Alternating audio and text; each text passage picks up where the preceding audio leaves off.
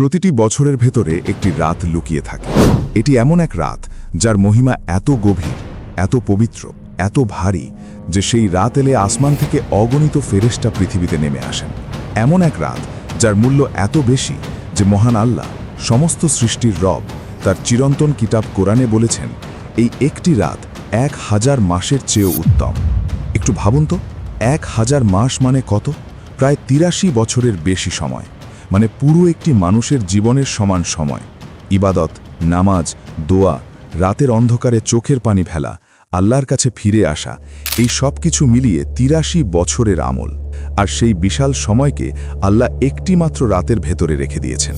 একটি রাত যা শুরু হয় সূর্য ডোবার পর আর শেষ হয় যখন ফজরের প্রথম আলো দিগন্তে দেখা দেয়। ভাবুন, যদি কোনো মানুষ তার পুরো জীবনের প্রতিটি রাত ইবাদতে কাটায়, তবুও সে এই একটি রাতের সমান সওয়াব অর্জন করতে পারবে না। এটা কোনো কবিতা না, এটা কোনো অতিরঞ্জনও না, এটা আল্লাহর বাণী, সেই কোরআনের বাণী যা 14 শতকেরও বেশি সময় ধরে অটলভাবে পৃথিবীতে রয়েছে, মানুষের জন্য অপেক্ষা করছে, যেন আপনি বুঝতে পারেন এর আসল অর্থ কী। কিন্তু দুঃখের কথা কি জানেন? বেশিরভাগ মানুষ এই রাতকে এভাবেই পার হতে দেয়। অনেক মানুষ এই রাতে ঘুমিয়ে থাকে, অনেক মানুষ এই রাত কাটায় অযথা গল্পে, ফোনে, ব্যস্ততায়, এমন সব কাজে যার কোনো মূল্যই নেই। তারা বুঝতেই পারে না তাদের মাথার ওপরে আকাশের দরজাগুলো পুরোপুরি খুলে দেওয়া হয়েছে। তারা জানে না যে আল্লাহর রহমত ঠিক বৃষ্টির মতো পৃথিবীতে নেমে আসছে। তারা জানে না যে এই কয়েক ঘন্টার মধ্যেই তাদের আগামী 1 বছরের তাকদীর লেখা হচ্ছে, নির্ধারণ করা হচ্ছে। এই রাতের নাম হল লাইলাতুল কদর, শক্তির রাত, তাকদীরের রাত, 1000 মাসের চেয়ে উত্তম এক রাত। আজকের এই ভিডিওতে আমরা একসাথে সেই রাতের ভেতরে প্রবেশ করব। আমরা জানার চেষ্টা করব যে যখন লাইলাতুল কদর আসে তখন আসলে কি ঘটে। আমরা কোরআনের আয়াতের দিকে তাকাব। আমরা রাসূলুল্লাহ সাল্লাল্লাহু আলাইহি ওয়াসাল্লামের সহিহ হাদিস থেকে জানব এই রাতের আসল রহস্য কি। আর এমন কিছু সত্য সামনে আসবে যা অনেক মানুষ কোনোদিন শোনেইনি, কারণ এটা শুধু কোনো বিশেষ রাতের গল্প না, এটা মহাবিশ্বের ইতিহাসের সবচেয়ে গুরুত্বপূর্ণ রাতের গল্প। এটা এমন এক রাতের গল্প যা আপনার জীবন বদলে দিতে পারে। আর প্রশ্নটা খুবই সহজ, আপনি কি সেই মানুষদের মধ্যে থাকবেন যারা এই রাতের আলোকে চিনতে পারে, নাকি তাদের মধ্যে থাকবেন যারা এই রাতটাকে ঘুমিয়ে ঘুমিয়েই হারিয়ে ফেলে? আপনি এই ভিডিওটা কোন জেলা থেকে দেখছেন কমেন্টে লিখে জানান, কারণ আজ বাংলাদেশের নানা প্রান্ত থেকে মুসলিম ভাই বোনেরা এখানে একসাথে আছেন। আপনি যদি ইসলামকে ভালোবাসেন, যদি এমন গল্প আপনার হৃদয়কে নাড়িয়ে দেয়, তাহলে এই চ্যানেলটি সাবস্ক্রাইব করুন যেন এই জ্ঞান আরও মানুষের কাছে পৌঁছতে পারে। এখন চলুন শুরু করা যাক। লাইলাতুল কদরকে বুঝতে হলে আগে আমাদের বুঝতে হবে এই রাত আসলে কি করে, এই রাত কেন এত গুরুত্বপূর্ণ।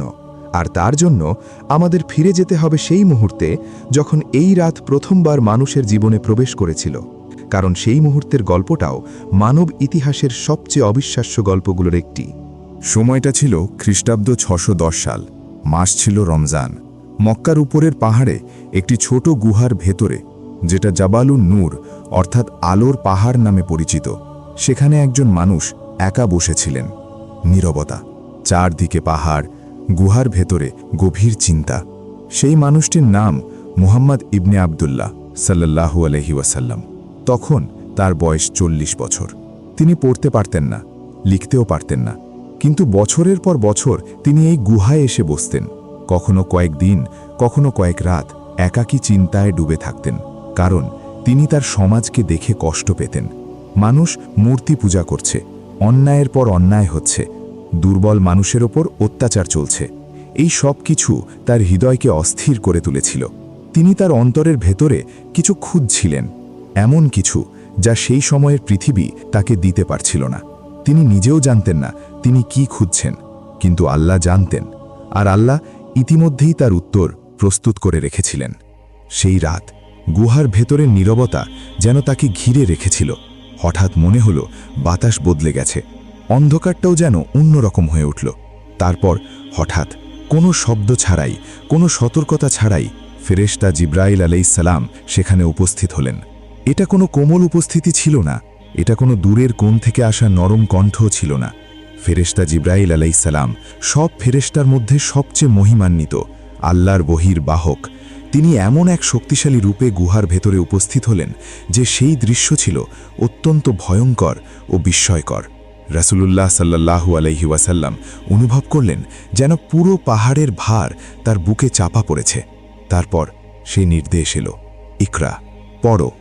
রাসূলুল্লাহ সাল্লাল্লাহু আলাইহি ওয়াসাল্লাম কাঁপতে লাগলেন। তিনি তো পড়তে পারেন না, কখনো শেখেননি। ভয় আর বিস্ময়ে তার কণ্ঠ কাঁপছিল। তিনি বললেন, আমি তো পড়তে পারি না। তখন ফেরেশতা তাকে শক্ত করে চেপে ধরলেন, এতটাই শক্ত করে যেন তার নিঃশ্বাস বন্ধ হয়ে যাচ্ছে। তারপর ছেড়ে দিলেন। আবার সেই নির্দেশ এলো, ইকরা। এভাবে 3 বার হলো। 3 বার ফেরেশতা বললেন, পড়ো। 3 বার রাসূলুল্লাহ সাল্লাল্লাহু আলাইহি ওয়াসাল্লাম বললেন তিনি পড়তে পারেন না। তারপর 3য় বার শব্দগুলো এসে গেল, এমন শব্দ যা কোনো কাগজ থেকে পড়তে হয় না, এমন শব্দ যা সরাসরি তার অন্তরে ঢেলে দেওয়া হয়েছিল। আল্লাহর নির্দেশে সেই শব্দগুলো তার হৃদয়ে স্থাপন করা হলো। আর সেই শব্দগুলো ছিল, পড়ুন আপনার রবের নামে, যিনি সৃষ্টি করেছেন। তিনি মানুষকে সৃষ্টি করেছেন জমাট বাঁধা রক্তপিণ্ড থেকে। পড়ুন, আর আপনার রব সবচেয়ে দয়ালু, যিনি কলমের মাধ্যমে শিক্ষা দিয়েছেন। তিনি মানুষকে শিখিয়েছেন যা সে জানত না। এগুলো সূরা আলাকের প্রথম আয়াত, কুরআনের প্রথম বহি, মানবজাতির কাছে নাজিল হওয়া সবচেয়ে মহান কিতাবের প্রথম শব্দ।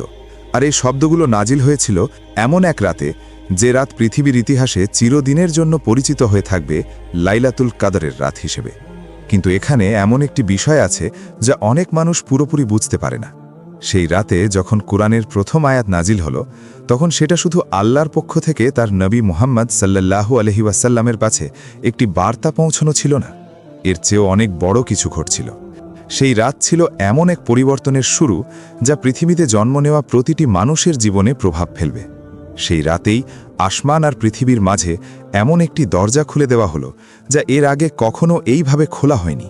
আর আল্লাহ তার অসীম প্রজ্ঞা আর দয়ার মাধ্যমে এই রাতকে শুধু রাসূলুল্লাহ সাল্লাল্লাহু আলাইহি ওয়াসাল্লামের জন্য সীমাবদ্ধ রাখেননি, তিনি এটাকে দিয়েছেন পুরো উম্মাকে। তিনি এটাকে রেখে দিয়েছেন রমজান মাসের ভেতরে, বিশেষ করে এর শেষ 10 রাতের মধ্যে, এমন এক উপহার হিসেবে যার উদারতা এত বিশাল, এত অবাক করা যে কোনো মানুষের পক্ষে কল্পনাও করা সম্ভব নয় যে আল্লাহ এমন কিছু দান করতে পারে। আর সবচেয়ে আশ্চর্যের বিষয় কি জানেন?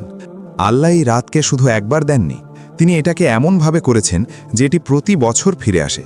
প্রতি রমজানেই লাইলাতুল কাদর আবার আসে, আর প্রতি রমজানেই যেন আসমানে আবার সেই প্রশ্ন করা হয়, এবছর কে এই রাতকে খুঁজবে, কে এই রাতের মূল্য বুঝবে। এখন চলুন আমরা কুরআনের দিকে ফিরে যাই। চলুন সেই আয়াতগুলোর ভেতরে বসি যেগুলো দিয়ে আল্লাহ নিজেই এই রাতকে বর্ণনা করেছেন। কারণ সত্যি বলতে এই শব্দগুলো এমন যেগুলোর মতো শক্তিশালী কথা মানুষের কোনো ভাষায় কখনো বলা হয়নি। কুরআনের 97 নম্বর সূরা, যার নামই এই রাতের নামে, সূরা আল কাদার। সেখানে আল্লাহ বলেন, নিশ্চয়ই আমি কুরআন নাজিল করেছি লাইলাতুল কাদরের রাতে। আর আপনি কিভাবে জানবেন লাইলাতুল কাদর কি? লাইলাতুল কাদর 1000 মাসের চেয়ে উত্তম। সে রাতে ফেরেশতারা এবং রূহ অর্থাৎ জিব্রাইল তাদের রবের অনুমতিতে প্রত্যেক বিষয়ে অবতরণ করেন। এটি শান্তিময় রাত যা ফজর উদয় হওয়া পর্যন্ত স্থায়ী থাকে।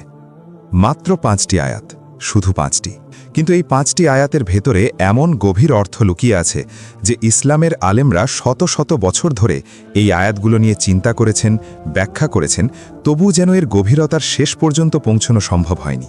তাই চলুন আমরা এই আয়াতগুলো ধীরে ধীরে দেখি, একটি করে বুঝি, আর দেখি এর ভেতরে কি রহস্য লুকিয়ে আছে।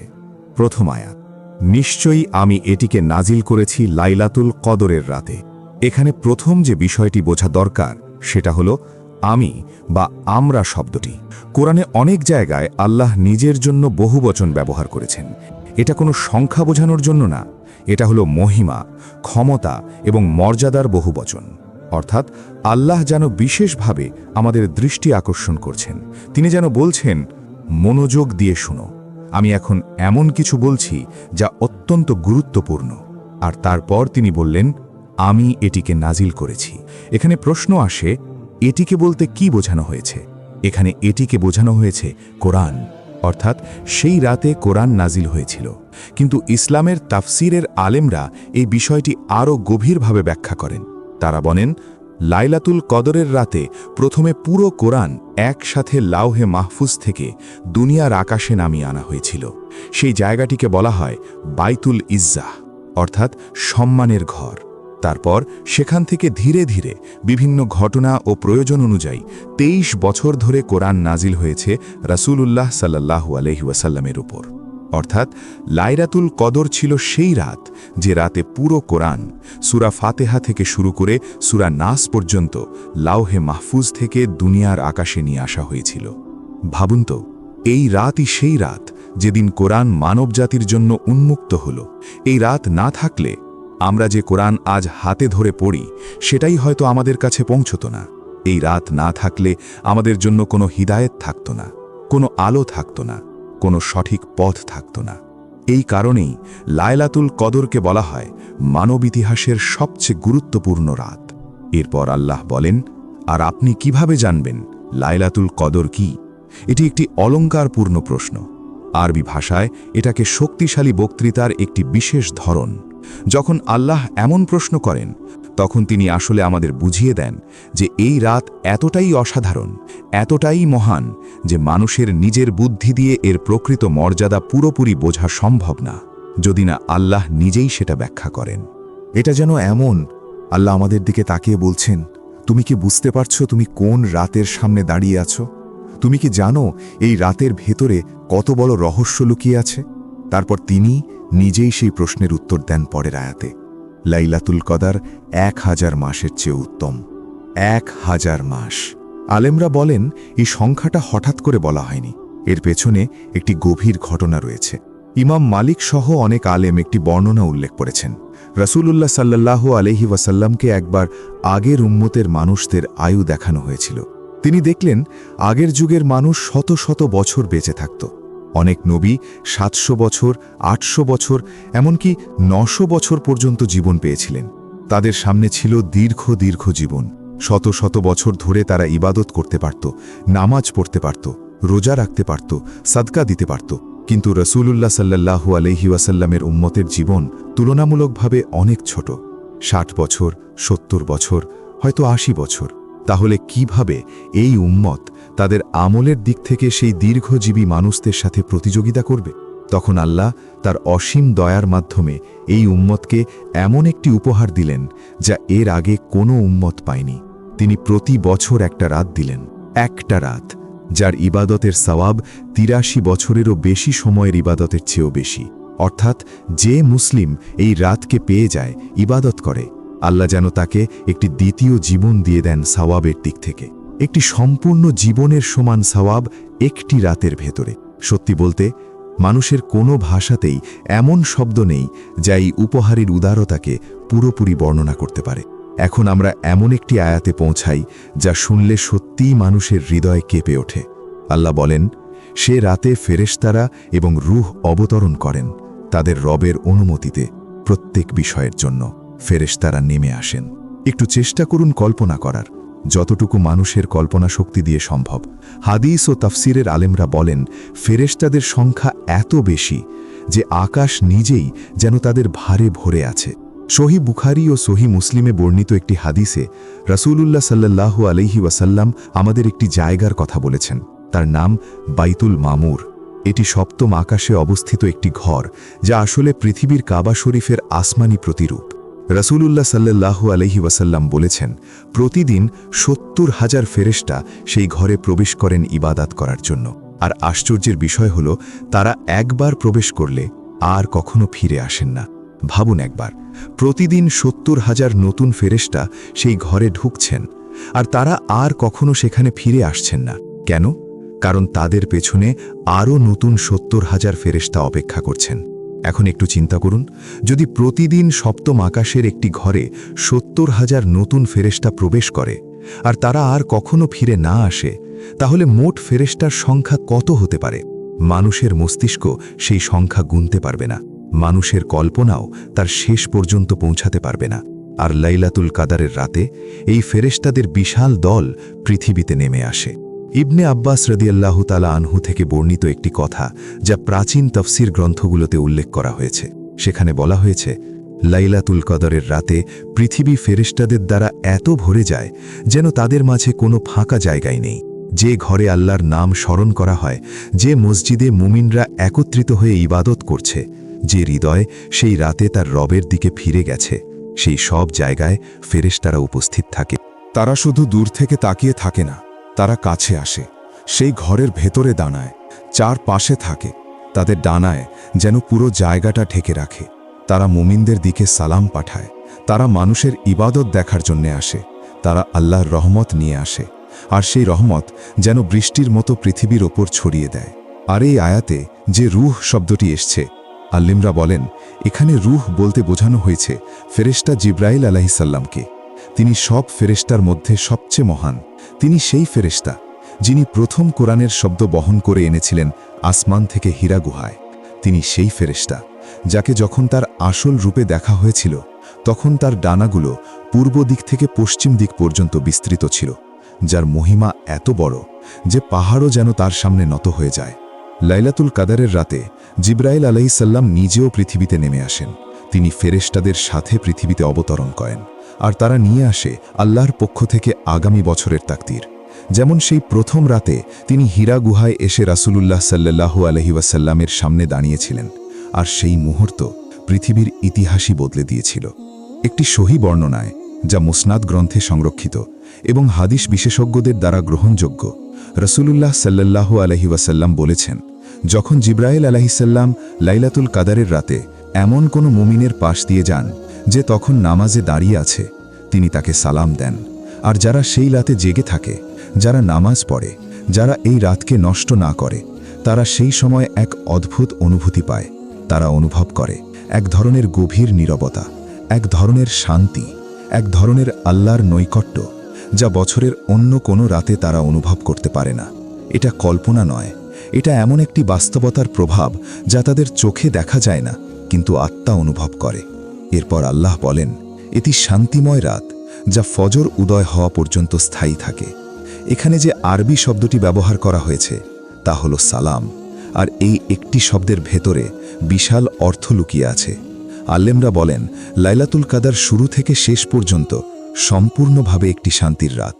তাবেই যুগের বিখ্যাত আলেম আল হাসান আল বাসরি রাহিমাহুল্লাহ ব্যাখ্যা করেছেন, এই আয়াতে শান্তি বলতে বোঝানো হয়েছে এই রাতে মুমিনদের কাছে কোনো ক্ষতি পৌঁছায় না, শয়তানের শক্তি কমিয়ে দেওয়া হয়।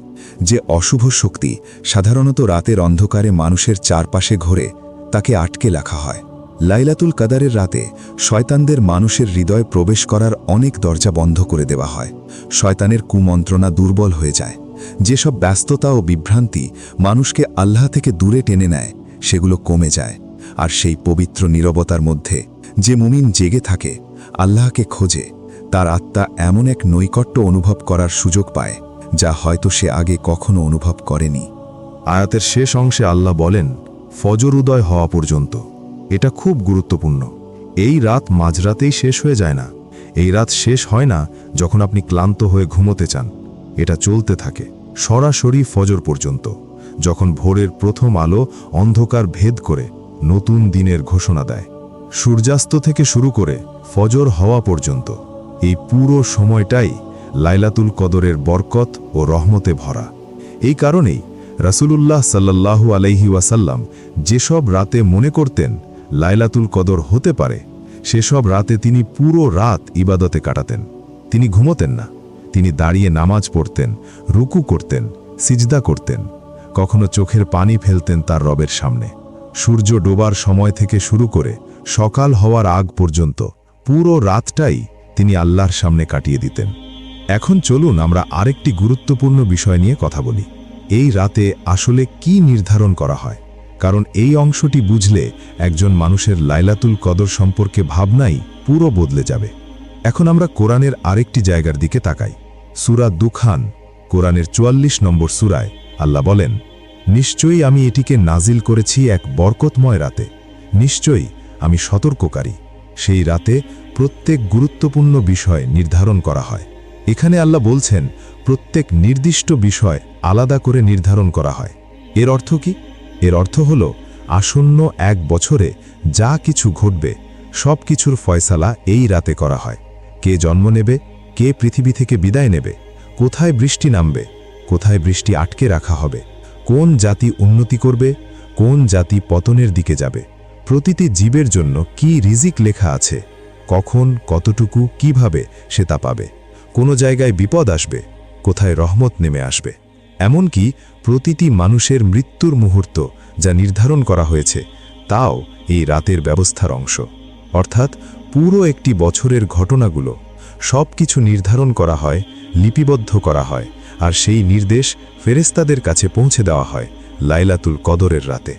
ইবনে আব্বাস রাদিয়াল্লাহু আনহু, যিনি ছিলেন রাসূলুল্লাহ সাল্লাল্লাহু আলাইহি ওয়াসাল্লামের চাচাতো ভাই এবং সাহাবীদের মধ্যে কোরআনের জ্ঞানে অত্যন্ত গভীর, তাকে অনেক সময় বলা হতো কোরআনের সাগর।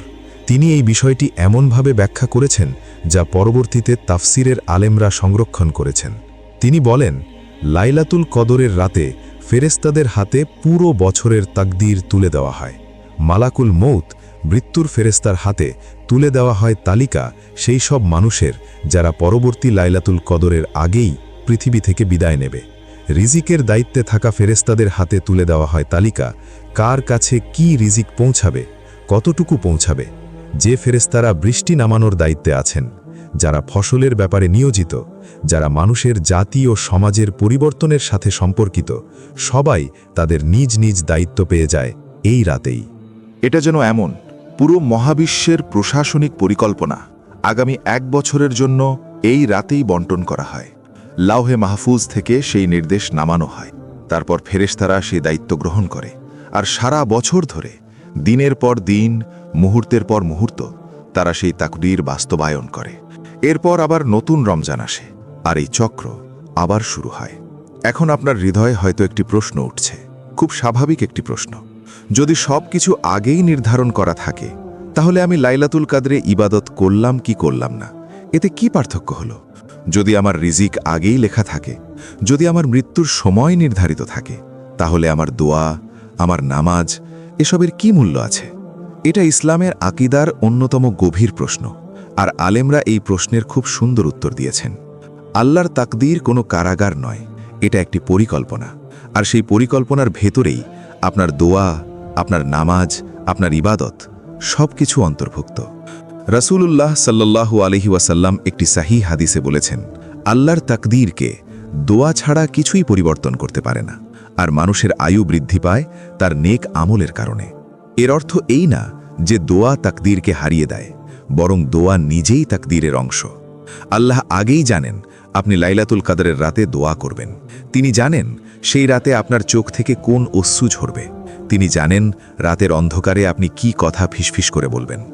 আর তিনি আগেই লিখে রেখেছেন সেই চোখের পানি, সেই দোয়া, সেগুলো আপনার জন্য কি দরজা খুলে দেবে। এটাই আল্লাহর রহমত, এটাই তার প্রজ্ঞা। তাকদীর এমনভাবে লেখা হয়নি যেখানে আপনি নেই, বরং তাকদীর লেখা হয়েছে আপনাকে নিয়েই, কারণ তিনি আপনাকে আপনার নিজের থেকেও ভালো জানেন। এখন আমরা এমন একটি প্রশ্নে আসি, যে প্রশ্নটি লাইলাতুল কদরকে ঘিরে প্রায় সবার মনে থাকে। রমজানের শেষ দিনগুলোতে যে প্রশ্নটি আলেমদেরও ব্যস্ত রাখে, যে প্রশ্নের কারণে মসজিদগুলো ভরে যায় এমন মানুষে যারা ভয় পায় যদি তারা সেই রাতটাকে মিস করে ফেলে। প্রশ্নটি হলো, লাইলাতুল কদর আসলে কোন রাতে হয়? এর উত্তর শুরু হয় রাসূলুল্লাহ সাল্লাল্লাহু আলাইহি ওয়াসাল্লামের একটি সহিহ হাদিস দিয়ে, যা সহিহ বুখারী ও সহিহ মুসলিমে বর্ণিত। তিনি বলেছেন, রমজানের শেষ 10 রাতের বেজোড় রাতগুলোতে লাইলাতুল কদরকে খোঁজো। এর মানে 21তম রাত, 23তম রাত, 25তম রাত, 27তম রাত, 29তম রাত। এই রাতগুলোতে উম্মতকে বিশেষভাবে ইবাদত বাড়ানোর নির্দেশ দেওয়া হয়েছে। কিন্তু একটি প্রশ্ন আসে, আল্লাহ কেন এই রাতটিকে নির্দিষ্ট করে দেননি? কেন তিনি সরাসরি বলেননি যে রমজানের 27 তারিখেই লাইলাতুল কদর? আলেমরা বলেন এর পেছনে গভীর হিকমত আছে। যদি নির্দিষ্ট রাত জানিয়ে দেওয়া হতো, তাহলে মানুষ শুধু ওই একটি রাতেই ইবাদত করত, বাকি রাতগুলো অবহেলায় কাটিয়ে দিত। কিন্তু যখন রাতটি শেষ 10 রাতের ভেতরে লুকিয়ে রাখা হয়েছে, তখন আল্লাহ যেন প্রতিটি মুমিনকে বলছেন, যদি তুমি সত্যিই এই রাতকে চাও, যদি সত্যিই তুমি এর ভেতরের রহমতকে ভালোবাসো, তাহলে আমাকে শুধু একটি রাত দিও না, আমাকে দাও পুরো 10টি রাত। তুমি আমাকে খুঁজবে, তুমি চেষ্টা করবে, তুমি দেখাবে যে তোমার ইবাদত শুধু সহজ একটি রাতের জন্য না, বরং সত্যিকারের চেষ্টা দিয়ে করা। এই লুকানো রাত আসলে মানুষের আন্তরিকতার একটি পরীক্ষা। এর মাধ্যমে বোঝা যায় কে সত্যিই আল্লাহকে খুঁজছে আর কে শুধু সুযোগের অপেক্ষায় আছে। আরেকটি বর্ণনাও আছে যা বলে কেন লাইলাতুল কদরের সঠিক তারিখ গোপন হয়ে গেছে।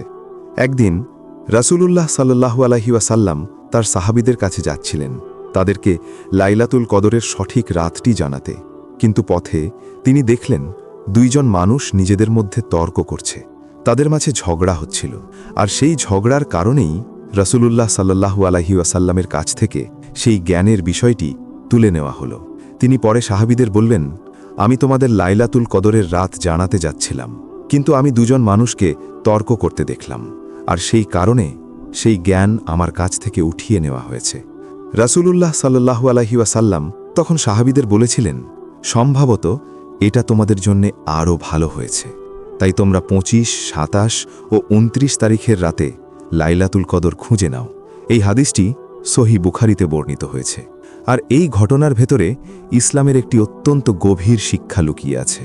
মুমিনদের মধ্যে ঝগড়া, রাগ, তর্ক, একজনের প্রতি আরেকজনের মনে কঠোরতা, এই সব বিষয়ে আল্লাহর বরকতকে দূরে সরিয়ে দেয়। এই সব বিষয়ে রহমতের দরজা বন্ধ করে দেয়।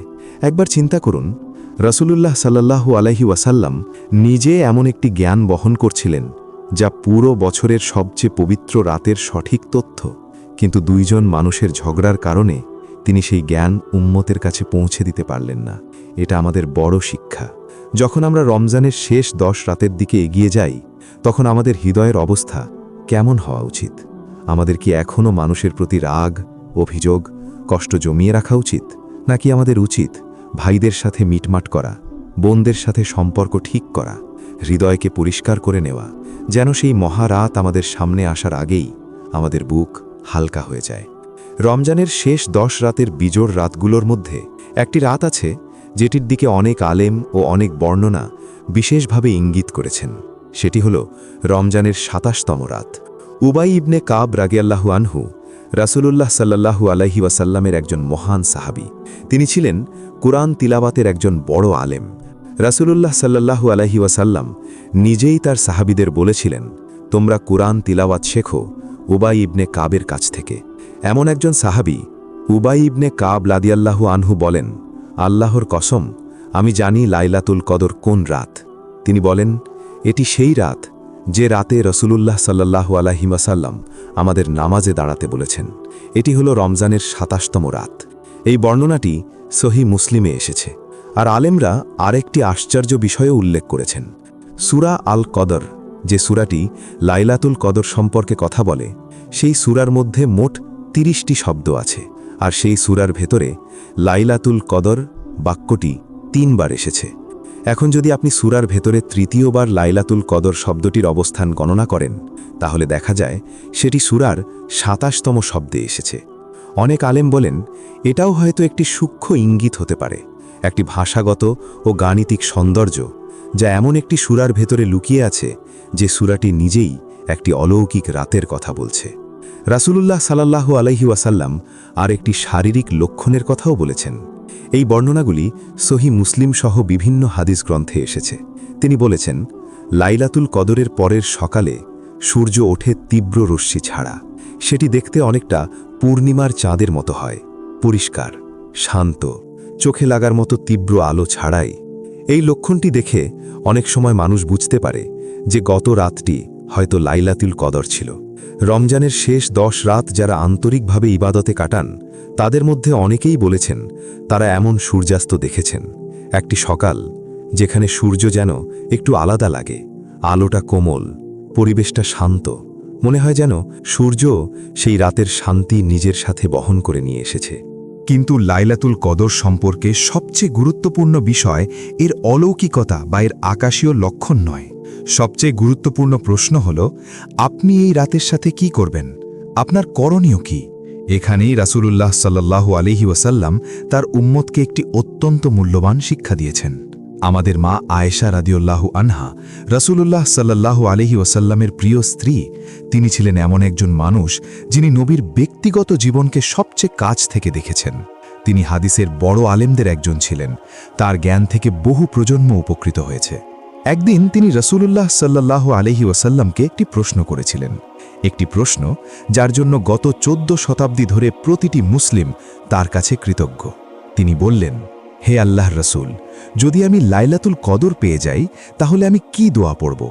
রাসূলুল্লাহ সাল্লাল্লাহু আলাইহি ওয়াসাল্লাম তাকে কোনো দীর্ঘ তালিকা দেননি। তিনি বলেননি 100 ধরনের দোয়া পড়তে হবে। তিনি কোনো জটিল ইবাদতের নির্দেশও দেননি। তিনি তাকে একটি মাত্র দোয়া শিখিয়েছিলেন, একটি ছোট দোয়া যা কয়েক মুহূর্তেই মুখস্থ করা যায়, কিন্তু যার গভীরতা মানুষের জীবনের সব আশা আর ভয়কে ধারণ করতে পারে। তিনি বলবে আল্লাহুম্মা ইন্নাকা আফুউন তুহিব্বুল আফওয়া ফাআফু আন্নি, অর্থাৎ হে আল্লাহ, আপনি ক্ষমাশীল, আপনি ক্ষমা করতে ভালোবাসেন, তাই আমাকে ক্ষমা করে দিন। এই হাদিসটি সুনান তিরমিজি, সুনান ইবনে মাজা এবং ইমাম আহমদের মুসনাদে বর্ণিত হয়েছে এবং বহু যুগ ধরে হাদিসের আলেমরা এটিকে সহিহ হিসেবে গ্রহণ করেছেন। একটু থেমে ভাবুন, কেন রাসূলুল্লাহ সাল্লাল্লাহু আলাইহি ওয়াসাল্লাম এই দোয়াটিই বেছে নিলেন? তিনি চাইলে বলতে পারতেন জান্নাত চাও, তিনি চাইলে বলতে পারতেন স্বাস্থ্য চাও, ধন সম্পদ চাও, নিরাপত্তা চাও, তিনি চাইলে বলতে পারতেন শত্রুর ওপর বিজয় চাও, ইসলামের উন্নতি চাও। এসব দোয়াও খুব সুন্দর হতো, কিন্তু তিনি তার উম্মতকে একটি জিনিসের দিকে নির্দেশ দিলেন, সব কিছুর আগে ক্ষমা চাও। আরবি ভাষায় এখানে যে শব্দটি ব্যবহার করা হয়েছে তা হলো আফো। এটি শুধু ক্ষমা নয়, এর অর্থ হলো ভুলকে এমনভাবে মুছে যেন সেটি কখনো ঘটেইনি। শুধু ক্ষমা করে দেওয়া নয়, কিন্তু রেকর্ড রেখে দেওয়া না, বরং সম্পূর্ণভাবে মুছে ফেলা, যেন পাপের কোনো চিহ্ন অবশিষ্ট না থাকে। কেন এই দোয়া এত গুরুত্বপূর্ণ? কারণ ইসলামের আলেমরা সবসময় বলেছেন, মানুষের জীবনের আসল ভিত্তি হল তার আল্লাহর সাথে সম্পর্ক। যদি সেই সম্পর্ক পাপের কারণে ভারী হয়ে যায়, যদি অবহেলা, ভুল, বছরের পর বছর দূরে সরে থাকার কারণে হৃদয় কঠিন হয়ে যায়, তাহলে পৃথিবীর কোনো নিয়ামতই সেই ক্ষত পূরণ করতে পারে না। কিন্তু যদি একজন মানুষ লাইলাতুল কদরের রাতে দাঁড়িয়ে থাকে আর আল্লাহ তাকে সত্যিকারের আফুও দান করেন, তাহলে সে নতুন বছরের দিকে এগিয়ে যায় এমন একটি অবস্থায় যেন তার আমলের খাতা আবার পরিষ্কার হয়ে গেছে, ঠিক যেমন পরিষ্কার ছিল যেদিন সে পৃথিবীতে জন্ম নিয়েছিল। যখন একজন মানুষ সত্যিকারভাবে আল্লাহর ক্ষমা পায়, তখন সে তার ভবিষ্যতের দিকে এগিয়ে যায় এক নতুন অবস্থায়। তার হৃদয় তখন যেন মুক্ত হয়ে যায় সেই ভার থেকে যা সে এতদিন বয়ে বেড়াচ্ছিল। ভাবুন তো, যে হৃদয় বছরের পর বছর পাপের বোঝা বহন করছিল, হঠাৎ যদি সেই বোঝা সরিয়ে দেওয়া হয়, তখন কেমন অনুভূতি হয়? তখন তার প্রতিটি দোয়া ভিন্ন হয়ে যায়, তার প্রতিটি নেক আমল নতুন শক্তি পায়, তার প্রতিটি পদক্ষেপ যা সে আল্লাহর দিকে নেয়, তার ভেতরে এমন স্পষ্টতা আর শক্তি থাকে যা কখনোই সম্ভব হতো না যদি অপরাধের বোঝা এখনও তার কাঁধে থেকে যেত। এখন চলুন আমরা দেখি রাসূলুল্লাহ সাল্লাল্লাহু আলাইহি ওয়াসাল্লাম নিজে এই রাতগুলো কিভাবে কাটাতেন, কারণ আমাদের জন্য সবচেয়ে বড় দিক নির্দেশনা হলো তার জীবন। সহিহ বুখারী ও সহিহ মুসলিমের বর্ণনায় আমাদের মা আয়েশা রাদিয়াল্লাহু আনহা রাসূলুল্লাহ সাল্লাল্লাহু আলাইহি ওয়াসাল্লামের জীবনের রমজানের শেষ 10 রাতের একটি ছবি তুলে ধরেছেন। তার সেই কথাগুলো শতাব্দীর পর শতাব্দী ধরে মুসলিমদের হৃদয়ে প্রতিধ্বনিত হয়ে আসছে। তিনি বলেন, যখন রমজানের শেষ 10 দিন শুরু হতো, তখন আল্লাহর রাসূল তার কোমরের কাপড় শক্ত করে বাঁধতেন, পুরো রাত জেগে থাকতেন এবং তার পরিবারকেও জাগিয়ে তুলতেন। কোমরের কাপড় শক্ত করে বাঁধা আরবি ভাষার একটি বিশেষ প্রকাশভঙ্গি। এর অর্থ হল মানুষ নিজেকে কঠিন পরিশ্রম ও গভীর প্রচেষ্টার জন্য প্রস্তুত করছে, অর্থাৎ তখন আর আরাম নেই, আর কোনো স্বাভাবিক বিশ্রাম নেই। যে কাজগুলো মানুষ সাধারণত বিশ্রাম বা আনন্দের জন্য করে, সেগুলো সব একপাশে সরিয়ে রাখা হতো, কারণ রাসূলুল্লাহ সাল্লাল্লাহু আলাইহি ওয়াসাল্লাম জানতেন এই 10 রাতই তার বছরের সবচেয়ে গুরুত্বপূর্ণ সময়। তিনি পুরো রাত জেগে থাকতেন, তিনি তার পরিবারকেও জাগিয়ে তুলতেন। তিনি চাইতেন তার সবচেয়ে কাছের মানুষগুলো যেন এই রহমত থেকে বঞ্চিত না হয়। তিনি চাননি তার ঘরের একজন মানুষও এমন কোনো রাত ঘুমিয়ে কাটাক যে রাতটি হয়তো লাইলাতুল কদর। এই সময়ে তিনি আরেকটি বিশেষ আমল করতেন, ইতেকাফ। ইতেকাফ মানে হলো মসজিদের ভেতরে অবস্থান করা, দুনিয়ার সাধারণ কাজ থেকে নিজেকে আলাদা করে নেওয়া। মানুষ তখন তার সময়কে সম্পূর্ণভাবে ইবাদতের জন্য উৎসর্গ করে। নামাজ, কুরআন তিলাওয়াত, দোয়া, আল্লাহর স্মরণ। হাদিসের বর্ণনাগুলো আমাদের বলে রাসূলুল্লাহ সাল্লাল্লাহু আলাইহি ওয়াসাল্লাম প্রতি বছর রমজানের শেষ 10 দিনে ইতিকাফ করতেন। তিনি কখনো এই অভ্যাস ছাড়েননি। এমনকি যে বছর তিনি এই পৃথিবী থেকে বিদায় নিলেন সে বছর তিনি 10 দিনের পরিবর্তে 20 দিন ইতেকাফ করেছিলেন। যেন তার অন্তরের ভেতরে কোথাও তিনি অনুভব করছিলেন এটাই হয়তো তার শেষ রমজান। তাই তিনি চাইছিলেন এই পবিত্র রাতগুলোকে শেষবারের মতো পূর্ণ শক্তি দিয়ে আঁকড়ে ধরতে। রাসূলুল্লাহ সাল্লাল্লাহু আলাইহি ওয়াসাল্লামের সাহাবীরা এই রাতগুলোকে এমন গুরুত্ব দিতেন যা পরবর্তী প্রজন্মের জন্য বড় একটি চ্যালেঞ্জ। তাবেই যুগের একজন মহান আলেম সঈদ ইবনে আল মুসাইয়িব রাহিমাহুল্লাহ বলেছেন, যে ব্যক্তি লাইলাতুল কদরের কল্যাণ লাভ করতে ব্যর্থ হয় সে সত্যিই বঞ্চিত। তিনি এখানে যে শব্দ ব্যবহার করেছিলেন তা শুধু সওয়াব বা বরকত বোঝানোর জন্য ছিল না। তিনি বলেছিলেন এখানে হারিয়ে যায় আল খাইর আল কাসির, অর্থাৎ প্রচুর অগণিত কল্যাণ। এখন প্রশ্ন হল, কেমন মানুষ এই অগণিত কল্যাণ হারায়? যে অসুস্থ ছিল বলে উঠতে পারেনি সে না, যে ভ্রমণে ছিল বা সত্যিই বিশ্রামের প্রয়োজন ছিল সে না, বরং সেই মানুষ যে তাহাজ্জুদের পরিবর্তে টেলিভিশন বেছে নেয়, যে তাসবিহ ও জিকিরের পরিবর্তে অযথা গল্পে সময় কাটায়, যে নিজের বিছানার আরামকে বেছে নেয় সেই ফেরেশতাদের সঙ্গের পরিবর্তে যারা সেই রাতে পৃথিবীতে নেমে আসে আল্লাহর তাকদীর ও রহমত নিয়ে। প্রাচীন যুগের মহান আলেম সুফিয়ান আস-সাউরি রাহিমাহুল্লাহ সম্পর্কে একটি হৃদয়স্পর্শী ঘটনা বর্ণিত আছে। তিনি ছিলেন ইসলামের প্রাথমিক যুগের ফিকহ ও জ্ঞানের অন্যতম বড় ব্যক্তিত্ব। একবার একজন মানুষ তাকে জিজ্ঞেস করেছিল, লাইলাতুল কদরের মানুষের জন্য সবচেয়ে উত্তম কাজ কি? সুফিয়ান আস-সাউরি রাহিমাহুল্লাহ কোনো দ্বিধা ছাড়াই উত্তর দিলেন, দোয়া করা এবং ক্ষমা প্রার্থনা করা। কারণ সবাই সারা রাত দাঁড়িয়ে নামাজ পড়তে পারে না। কেউ হয়তো দুর্বল, কেউ বৃদ্ধ, কেউ অসুস্থ, কোনো মা হয়তো তার ছোট শিশুকে দুধ খাওয়াচ্ছে। এমন মানুষের জন্য যা প্রয়োজন তা হলো হৃদয়কে আল্লাহর দিকে ফিরিয়ে দেওয়া। যা প্রয়োজন তা হলো ঠোঁট যেন আল্লাহর জিকিরে নড়ে। যা প্রয়োজন তা হলো চোখ যেন আকাশের দিকে উঠিয়ে আশা নিয়ে দোয়া করে, আর আত্মা যেন সত্যিকার প্রয়োজনে তার রবকে ডাকে। কারণ আল্লাহ আমাদের বিচার করেন না আমরা কত রাকাত নামাজ পড়লাম তার ওপর না, আমরা কুরআনের কত পৃষ্ঠা তেলাওয়াত করলাম তার ওপরও না, বিচার করেন আমাদের হৃদয়ে কতটা আন্তরিকভাবে তার দিকে ফিরে এসেছে। আলেমরা আরও বলেন, লাইলাতুল কদরের অন্যতম শ্রেষ্ঠ আমল হল কোরআন তেলাওয়াত করা। আর এটা খুবই স্বাভাবিক, কারণ যে রাতে কোরআন নাজিল হয়েছিল সেই রাতেই তো কোরআন সবচেয়ে বেশি পড়া উচিত। ভাবুন তো সেই দৃশ্যটি, আপনি পৃথিবীতে বসে সেই কিতাব পড়ছেন যা ঠিক এই রাতেই রাসূলুল্লাহ সাল্লাল্লাহু আলাইহি ওয়াসাল্লামের উপর নাজিল হয়েছিল। আপনার হাতে সেই শব্দগুলো যেগুলো জিবরাইল আলাইহিসসালাম বহন করে এনেছিলেন আসমান থেকে হীরা গুহায়।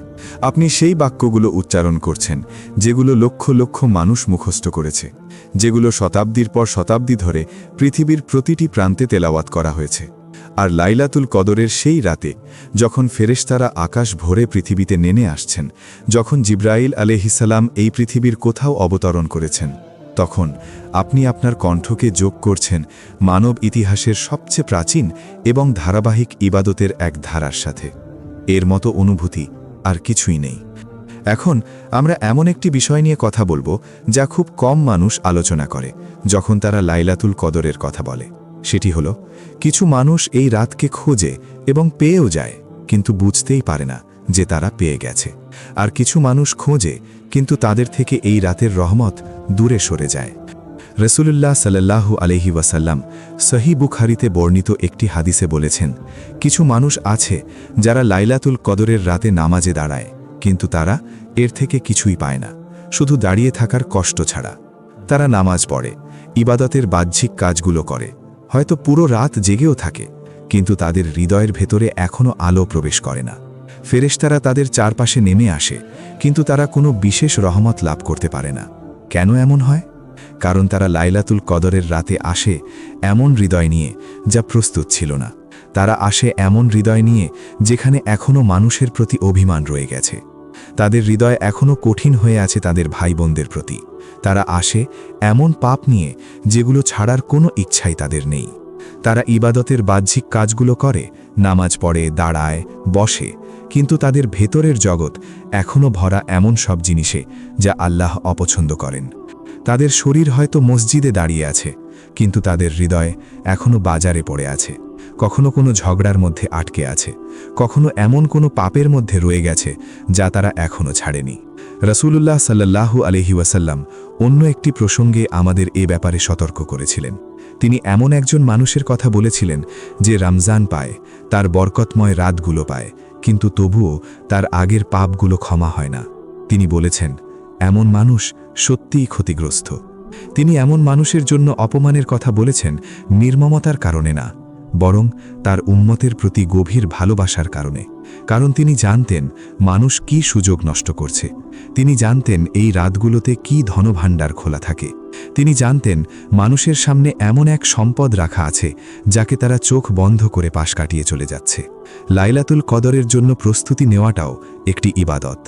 এই রাত আসার আগেই তওবা করা, মানুষের সাথে ঝগড়া মিটিয়ে ফেলা, হৃদয় থেকে হিংসা, অহংকার এবং ক্ষোভ দূর করা, শেষ 10 রাত আসার আগে অপ্রয়োজনীয় বিনোদন, সময় নষ্ট করা এসব কমিয়ে দেওয়া, কুরআন বেশি পড়া, নামাজ বেশি পড়া, সদকা বেশি দেওয়া। এই কাজগুলো করার কারণ এই না যে এগুলো করে আমরা লাইলাতুল কদর অর্জন করি, বরং এগুলো আমাদের হৃদয়কে প্রস্তুত করে, যেন হৃদয় এমন একটি পাত্র হয় যা সেই রাতের রহমত গ্রহণ করতে পারে। কারণ লাইলাতুল কদর নিজেই আল্লাহর একটি উপহার, আর প্রতিটি উপহারের মতো এটাও এমন একটি হাত চায় যা গ্রহণ করার জন্য খোলা, এমন হাত না যা অন্য জিনিস আঁকড়ে ধরে বন্ধ হয়ে আছে। এখন আমরা আরও গভীরে যাব, শুধু তত্ত্ব বা আলেমদের আলোচনার বাইরে গিয়ে একজন ব্যক্তিগত মুমিনের জীবনে লাইলাতুল কদর আসলে কী অর্থ বহন করে সেটি বোঝার চেষ্টা করব। একটু কল্পনা করুন, আপনি নামাজে দাঁড়িয়ে আছেন, মসজিদ হয়তো শান্ত, অথবা আপনি একা আপনার ঘরে একটি নামাজের জায়নামাজে দাঁড়িয়ে আছেন যেটা বছরের পর বছর ব্যবহার করতে করতে নরম হয়ে গেছে। পৃথিবীর বাকি মানুষ ঘুমিয়ে আছে, বাইরের রাস্তাগুলো প্রায় ফাঁকা, দিনের সব শব্দ থেমে গেছে, চারদিকে এমন নীরবতা যেখানে আপনি নিজের হৃৎস্পন্দন পর্যন্ত শুনতে পারেন। আপনি অজু করেছেন, এখন আপনি আল্লাহর সামনে দাঁড়িয়ে আছেন। আপনি আপনার হাত কাঁধ পর্যন্ত তুললেন এবং বললেন, আল্লাহু আকবার, আল্লাহ সবচেয়ে মহান। সেই মুহূর্তে দিনের সব চিন্তা যেন ধীরে ধীরে দূরে সরে যায়। যে দুশ্চিন্তাগুলো আপনাকে চাপ দিয়ে রেখেছিল, যে ভয়গুলো ছিল, যে অনিশ্চয়তা ছিল, সব যেন একটু পিছিয়ে যায়। কারণ আপনি এখন এমন এক সত্তার সামনে দাঁড়িয়ে আছেন যার সামনে বাকি সব কিছুই ছোট হয়ে যায়। তারপর আপনি কোরআন তেলাওয়াত শুরু করেন। আপনার ঠোঁট থেকে কোরআনের আয়াত বের হতে থাকে। আপনি যে আয়াতগুলো মুখস্থ করেছেন সেগুলো সেই নীরব ঘরটিকে ভরে দেয়, আর ধীরে ধীরে কিছু একটা ঘটতে শুরু করে। আপনি ঠিক ব্যাখ্যা করতে পারবেন না, পরে কেউ জিজ্ঞেস করলেও হয়তো শব্দ খুঁজে পাবেন না, কিন্তু বুকের ভেতরে এক ধরনের কোমলতা অনুভূত হয়, চোখের পেছনে এক ধরনের উষ্ণতা আসে, এক ধরনের অনুভূতি যেন আপনি একা নন, যেন এই অন্ধকার নীরব ঘরে আপনার সাথে আর কেউ আছে। এই শান্ত রাতের মধ্যে কিছু একটা আপনার পাশে রয়েছে, অথবা বলা ভালো অনেক কিছুই রয়েছে, কারণ ফেরেশতারা পৃথিবীতে নেমে এসেছে। তাদের মধ্য থেকে একজন আপনার পাশ দিয়ে চলে যায়, আর তার সাথে আল্লাহর পক্ষ থেকে শান্তি এসে পৌঁছায়। আপনার হৃদয় সেই শান্তি অনুভব করে। আপনার মস্তিষ্ক বোঝার আগেই আপনি রুকু করেন, তারপর সিজদায় যান। আপনার কপাল মাটিতে ছুঁয়ে যায়। মানুষের শরীরের সবচেয়ে নিচু অবস্থান সেই সিজদার ভেতরে, আর সেই অবস্থায় যেখানে আপনার শরীর আল্লাহর সামনে সম্পূর্ণভাবে নত হয়েছে, সেই মুহূর্তে আপনার চোখে পানি চলে আসে। আপনি হয়তো ঠিক বুঝতেও পারেন না কেন আপনি কাঁদছেন। কখনো কখনো আপনি বুঝতেই পারেন না কেন চোখে পানি চলে আসে। অশ্রু নিজে থেকেই বের হয়ে আসে, কারণ আপনার আত্মার গভীরে কোথাও বহু স্তরের অভ্যাস, ব্যস্ততা আর দুনিয়ার বিভ্রান্তির নিচে, যেমন নদীর তলায় কাদা জমে থাকে, সেখানে একটি জায়গা আছে যা সত্যটা জানে। সেই জায়গাটা জানে আপনি দুর্বল একজন মানুষ, সীমাবদ্ধ, ভুলে ভরা, একদিন এই পৃথিবী ছেড়ে চলে যাবেন। আর যার সামনে আপনি সিজদা করে আছেন তিনি অসীম, চিরন্তন, সব জানেন, অসীম দয়ালু। আর হয়তো আপনি অনুভব করতে শুরু করেন বছরের পর বছর, হয়তো দশকের পর দশক, আপনি এই সম্পর্কটিকে তেমন গুরুত্ব দেননি যেমনটা দেওয়া উচিত ছিল। কিন্তু এই রাতে, লাইলাতুল কদরের রাতে, যখন আল্লাহর রহমত বৃষ্টির মতো পৃথিবীতে নেমে আসছে, তখন সেই উপলব্ধি হঠাৎ হৃদয়ের ভেতর দিয়ে ভেঙে বেরিয়ে আসে, আর চোখের পানি ঝরে পড়ে। আর সেই অশ্রুগুলো হয়তো আপনার জীবনের সবচেয়ে মূল্যবান জিনিসগুলোর একটি।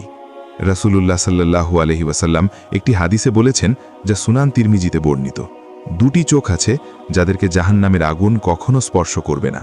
এর একটি হলো সেই চোখ যা আল্লাহর ভয়ে কেঁদেছে।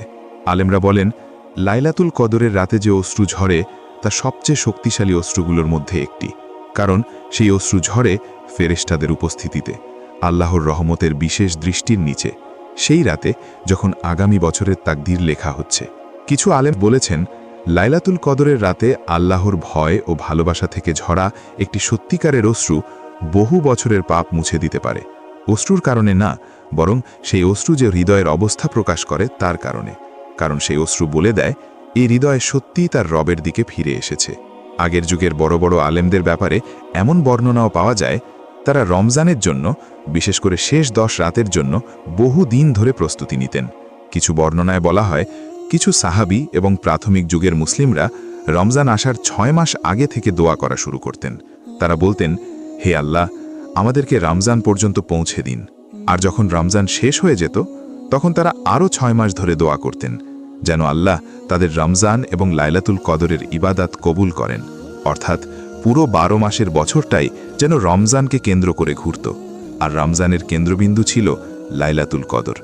পুরো বছর যেন এই একটি রাতকে কেন্দ্র করে ঘুরে বেড়ায়, যেমন পৃথিবী সূর্যের চারদিকে ঘোরে, তার আলোতে আকৃষ্ট হয়ে। অনেক মানুষ লাইলাতুল কদরের কথা জানে, অনেক মানুষ সেই রাতে নামাজ পড়ে, অনেক মানুষ আন্তরিকভাবে দোয়া করে, চোখের পানি ফেলে, আর সেই রাতের শেষ ভাগে সত্যিই কিছু অনুভব করে। তারপর রমজান শেষ হয়, ঈদ আসে, দিনগুলো আবার চলতে থাকে, আর ধীরে ধীরে নীরবে মানুষ আবার আগের জীবনে ফিরে যায়। রমজানে যে নামাজ সময় মতো পড়া হচ্ছিল, সেটা আবার দেরি হতে শুরু করে। যে কোরআন প্রতি রাতে খোলা হচ্ছিল, সেটা আবার তাকের উপর রেখে দেওয়া হয়। যে দোয়া লাইলাতুল কদরের রাতে চোখের পানির সাথে করা হয়েছিল, সেটা শুধু স্মৃতিতে রয়ে যায়। তারপর পুরো একটি বছর কেটে যায়, আবার রমজান আসে, আর মানুষ আবার আরেকটি লাইলাতুল কদরের সামনে দাঁড়ায় একই বোঝা নিয়ে, বরং তার সাথে আগের বছরের আরও নতুন বোঝা যোগ হয়ে যায়।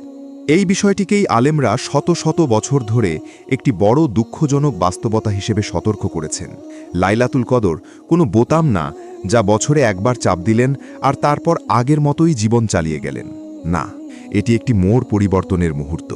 এই রাত সেই সময় যখন আল্লাহর রহমতের মাধ্যমে আপনাকে একটা সুযোগ দেওয়া হয়, আপনি সত্যি অন্য একজন মানুষ হয়ে উঠতে পারেন। শুধু নিজের শক্তির মাধ্যমে না, শুধু ভালো ইচ্ছার মাধ্যমে না, বরং আন্তরিক দোয়ার মাধ্যমে, যা আপনি আল্লাহর কাছে করেন সেই রাতে, যখন তিনি সবচেয়ে বেশি সাড়া দিতে প্রস্তুত, যখন তিনি সবচেয়ে বেশি দান করতে প্রস্তুত, যখন তিনি সবচেয়ে কাছে থাকেন সেই সব হৃদয়ের যারা তাকে ডাকে।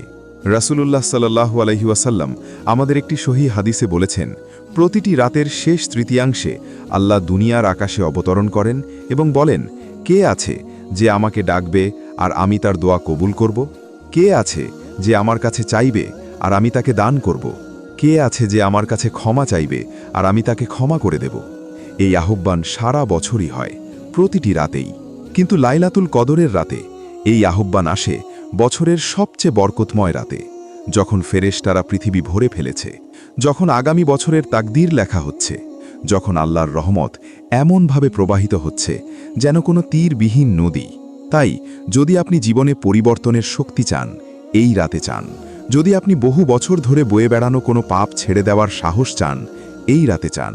যদি আপনার হৃদয়ের কোনো ক্ষত থাকে যা পৃথিবীর কোনো কিছুই সারাতে পারেনি, এই রাতে চান। যদি আপনি এমন একজন সন্তানের জন্য হেদায়েত চান যে পথ হারিয়ে ফেলেছে, যদি এমন কোনো মা বাবার জন্য দোয়া করতে চান যারা এখনও ইসলামকে জানেন না, অথবা কোনো বিভক্ত সমাজের জন্য শান্তি চান, অথবা পৃথিবীর নানা জায়গায় কষ্টে থাকা এই উম্মার জন্য দোয়া করতে চান, তাহলে এই রাতেই চান। কারণ যে রাত 1000 মাসের চেয়েও বেশি সোয়াব আছে, সেই রাতের ভেতরে এমন শক্তিও আছে যা আপনার পুরো জীবনের ক্যালেন্ডারের অন্য কোনো মুহূর্তে নেই। এই রাত এমন একটি সময় যখন আপনার রবের বিশেষ দৃষ্টি পৃথিবীর ওপর নেমে আসে।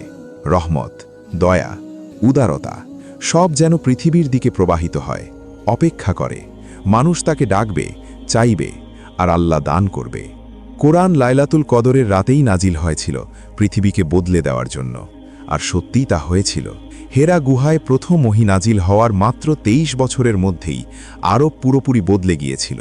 আর রাসূলুল্লাহ সাল্লাল্লাহু আলাইহি ওয়াসাল্লামের ইন্তেকালের মাত্র 1 শতাব্দীর মধ্যেই সেই আলো পৌঁছে গিয়েছিল স্পেন থেকে শুরু করে চীন পর্যন্ত। ভাবুন তো, একটি কিতাব, একটি রাত, আর পৃথিবী আর আগের মতো রইল না। তারপর থেকে প্রতিটি লাইলাতুল কদর সেই একই সম্ভাবনা নিজের মধ্যে বহন করে। পৃথিবীকে এক রাতে বদলে দেওয়ার সম্ভাবনা না, বরং একজন মানুষের আত্মার পরিবর্তনের সম্ভাবনা। যে মানুষ সেই রাতে আল্লাহর সামনে দাঁড়িয়ে বলে, হে আল্লাহ, আমি আপনার সামনে দাঁড়িয়ে আছি, আমি আপনার, আমাকে বদলে দিন। যখন লাইলাতুল কদরের রাতগুলো কাছে আসে, রমজানের শেষ 10 দিন যখন সামনে আসে, আর আপনি যখন অনুভব করেন সামনে কি অসাধারণ সুযোগ অপেক্ষা করছে, তখন একটি কথা মনে রাখবেন, আপনি একা নন। পৃথিবীর প্রতিটি শহরে, প্রতিটি দেশে, প্রতিটি সময় অঞ্চলে লক্ষ লক্ষ মুমিন ঠিক আপনার মতোই এই মুহূর্তে প্রস্তুতি নিচ্ছে। তারা অজু করছে, তারা নামাজে দাঁড়াচ্ছে, তারা সেই একই কোরআন তেলাওয়াত করছে যা 14 শতাব্দী আগে এই রাতেই নাজিল হয়েছিল। তারা সেই একই দোয়া পড়ছে যা রাসূলুল্লাহ সাল্লাল্লাহু আলাইহি ওয়াসাল্লাম তার স্ত্রী আয়েশা রাদিয়াল্লাহু আনহাকে শিখিয়েছিলেন, আর যার মাধ্যমে আমাদের সবাইকে শিখিয়ে গেছেন। আল্লাহুম্মা ইন্নাকা আফুউন তুহিব্বুল আফওয়া ফাআফু আন্নি। আর এই সব কিছুর ওপরে ফেরেশতারা পৃথিবীতে নেমে আসছে। জিবরাইল আলাইহিস সালাম পৃথিবীর কোথাও চলছেন, তাকদীর লেখা হচ্ছে, আর আল্লাহর রহমত নেমে আসছে এমন বৃষ্টির মতো যা একই সাথে কোমল আবার শক্তিশালী। আপনার এখনও সময় আছে। রমজান এখনও প্রতি বছর আসে। লাইলাতুল কদর এখনও শেষ 10 রাতের মধ্যে লুকিয়ে থাকে, এখনও অপেক্ষা করছে যেন কেউ তাকে খুঁজে পায়। এখনও সেই রাতের ভেতরে রয়েছে মানুষের আত্মার জন্য প্রয়োজনীয় সব কিছু। কিন্তু সময়, যেটা আমরা সবাই জানি, কোনো গ্যারেন্টি নেই। রাসূলুল্লাহ সাল্লাল্লাহু আলাইহি ওয়াসাল্লাম তার উম্মতকে একটি গুরুত্বপূর্ণ কথা মনে করিয়ে দিয়েছেন। তিনি বলেছেন, 5টি জিনিস আসার আগে 5টি জিনিসের মূল্য নাও। বার্ধক্যের আগে যৌবন, অসুস্থতার আগে সুস্থতা, দারিদ্র্যের আগে সম্পদ, ব্যস্ততার আগে অবসর সময়, আর মৃত্যুর আগে জীবন। আপনি জানেন না আপনার সামনে আর কতটি রমজান আছে। আপনি জানেন না আর কতটি লাইলাতুল কদর আপনার জীবনে আসবে। আপনি জানেন না কোন বছরই মালাকুল মউতের তালিকায় আপনার নাম লেখা থাকবে। আপনি জানেন না এই বছরের লাইলাতুল কদরই কি আপনার জীবনের শেষটি কিনা। তাই এই রাতগুলোকে আঁকড়ে ধরুন, আপনার সব শক্তি দিয়ে তাকে খুঁজুন। শুধু একটি রাত না, পুরো 10টি রাত দিন। আপনার হৃদয়কে পরিষ্কার করুন যেন রহমতের দরজা বন্ধ হয়ে না যায়। এই রাত আসার আগেই তওবা করুন। যারা আপনাকে কষ্ট দিয়েছে তাদের ক্ষমা করুন, যেন আপনি নিজেও ক্ষমা চাইতে পারেন। কোরআন খুলুন, তার শব্দগুলোকে আপনার হৃদয়ে ঢুকতে দিন। ফজরের আগের অন্ধকারে দাঁড়িয়ে আল্লাহর সামনে ফিসফিস করে বলুন, আপনার নিজের ভাষায়, আপনার হৃদয়ের ভাষায়। যে শব্দগুলো আপনার মুখে আসে সেগুলো দিয়েই চান, যে অশ্রু আসে সেগুলো দিয়েই দোয়া করুন। শুধু নিজের জন্য না, আপনার পরিবার, আপনার মা বাবা, আপনার সন্তানদের জন্য, আপনার সমাজের জন্য, এই উম্মাহার জন্য, যে উম্মাহ আজ পৃথিবীর নানা জায়গায় কষ্টের মধ্যে রয়েছে। আর একটি কথা নিশ্চিতভাবে জানবেন, এই রাতে যে মানুষ আল্লাহকে খুঁজে, আল্লাহ তাকে হতাশ করেন না। সূরা আল কাদারের প্রতিশ্রুতি আজও ততটাই সত্য যতটা ছিল প্রথম নাজিল হওয়ার দিন। আল্লাহ বলেছেন, এটি শান্তির রাত যা ফজর উদয় হওয়া পর্যন্ত স্থায়ী। লাইলাতুল কদরের সেই শান্তি বাস্তব, এটি সত্যি, এটি আপনার জন্যও রয়েছে যদি আপনি হাত বাড়িয়ে তা গ্রহণ করেন। আর যদি আপনি সেই রাতের একটি মুহূর্তও পেয়ে যান, একটি নিঃশ্বাস, একটি অশ্রু যা ফেরেশতাদের উপস্থিতিতে ঝরে পড়ে, তাহলে সেটাই যথেষ্ট হতে পারে আপনার জীবন বদলে দেওয়ার জন্য। আল্লাহ আমাদের সবাইকে লাইলাতুল কদর পর্যন্ত পৌঁছার তৌফিক দান করুন। তিনি যেন আমাদের সেই রাতে এমন হৃদয় দেন যা খোলা, এমন হাত দেন যা দোয়ার জন্য উঠেছে, এমন চোখ দেন যা তার জন্য কাঁদে। তিনি যেন আমাদের নাম সেই মানুষদের তালিকায় লিখে দেন যারা সেই রাতে তার পূর্ণ ক্ষমা পেয়েছে। তিনি যেন আমাদের আগামী বছরটিকে আলো, হিদায়েত এবং তার নৈকট্যে ভরে দেন। আর তিনি যেন আমাদের সবাইকে পরকালে একত্র করেন রাসূলুল্লাহ সাল্লাল্লাহু আলাইহি ওয়াসাল্লামের সঙ্গতে, সব নবী এবং সব নেককার মানুষের সাথে, সেই জায়গায় যেখানে প্রতিটি রাত 1000 মাসের চেয়ে উত্তম, আর যেখানে সকাল কখনো শেষ হয় না। আমিন।